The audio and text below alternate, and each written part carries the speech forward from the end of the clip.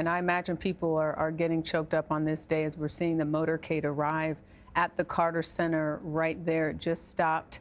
You see military guard there. I want to turn now to Robert Costa, who is also following this and watching this with us, to just talk about the impact that his service to this country had well before he served as a state senator, governor, and then president.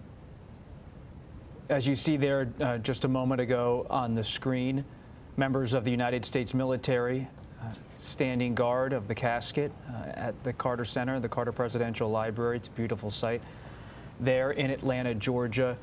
And it's such a reminder that President Carter has a link to the military in a real way. He left Plains, Georgia as a star student to go where? To the U.S. Naval Academy in Annapolis. And he graduated in 1946. And he was a star student who became someone who was respected by the military leadership, the naval leadership, who saw in someone who could be a leader, an officer. And ultimately, from 1946 to 1953, Jimmy Carter served on a submarine as a lieutenant. He was in active service, and his wife Rosalind was with him for a lot of that service. He remained a reservist in the Navy until 1961, when he started to begin his political career in Georgia. And there's a lot of military ties now, even to this day, with President Carter. You think about the Seawolf-class submarine, the USS Jimmy Carter. There's now a Carter Hall if you go down and visit the Naval Academy in Annapolis. And this sense of service to the country, military service, informed much about President Carter's life in his political career. But he also took pride in being someone who served his country in uniform and served as commander-in-chief of the United States, but never brought the country into a war. And he spoke about this dynamic often later in his life, that his presidency, in his view, was one of the pursuit of peace. But as you see the military there, never forget, every former president is also a former commander-in-chief of the U.S. military. And that's part of the presentation and the careful planning for these such events. It's the passing of a president and also the passing of a military leader. And the military, as ever, always makes sure its members, its process, pay respects across the board to that commander-in-chief. Let us pause to take in this moment.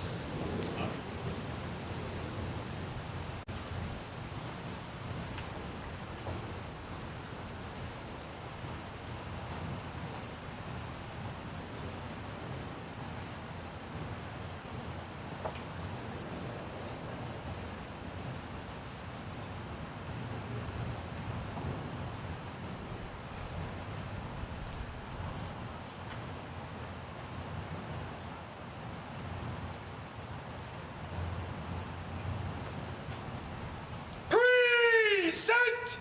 Present! Oh!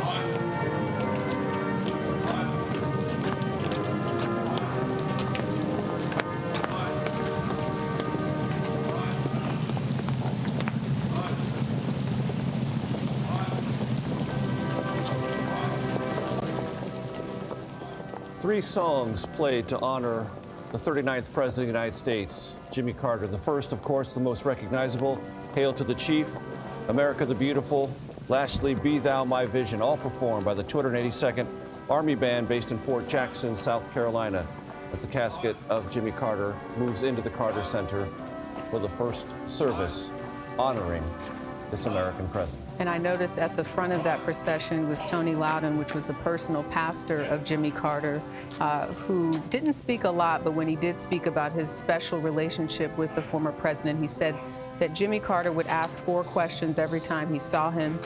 Where have you been? What have you done?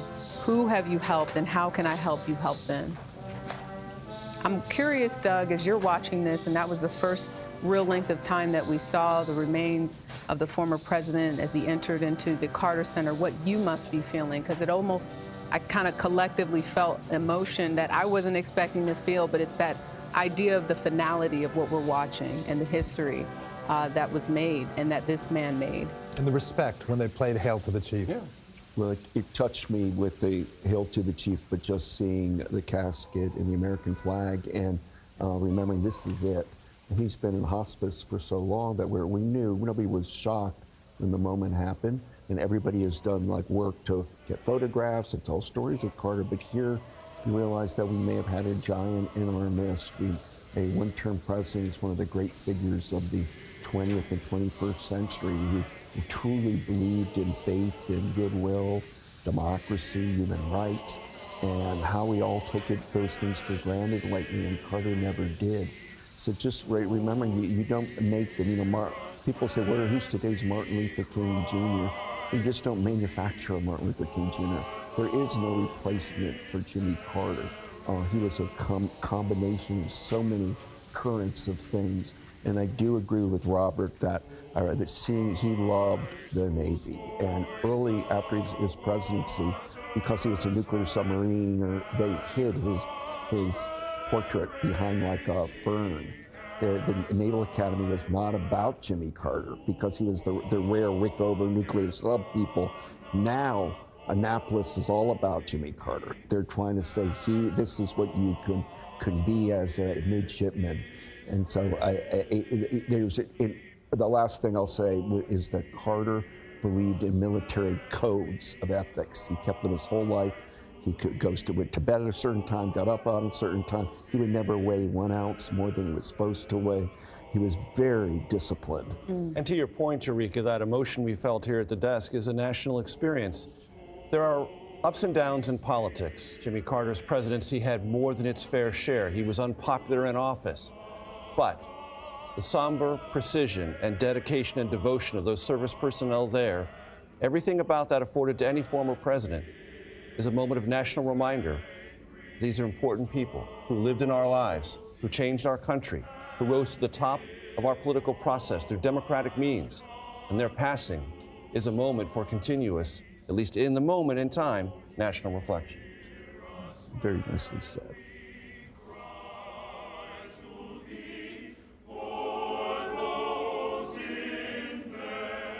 This is the Morehouse Glee Club, Doug Brinkley. Morehouse matters in the life of Jimmy Carter. Well, Morehouse being in Atlanta, and was Daddy King, Martin Luther King Jr.'s father, who really embraced Carter, who helped him get the nomination in 1976. President Carter became extremely close to Andrew Young. Had picked Andy Young to be his ambassador to the UN.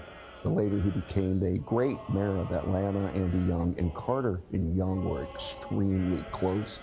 The thing that they have in common, the Carter Center is at Emory University in Morehouse, but it's the Atlanta people. And they all were Braves fans, and they all were pulling for Hank Aaron when he hit his home run to beat Babe Ruth. And there's a group of people in Atlanta, and Morehouse represents the very best of it, that are like Carter, and the Naval Academy are teaching young people the values of being a great American citizen.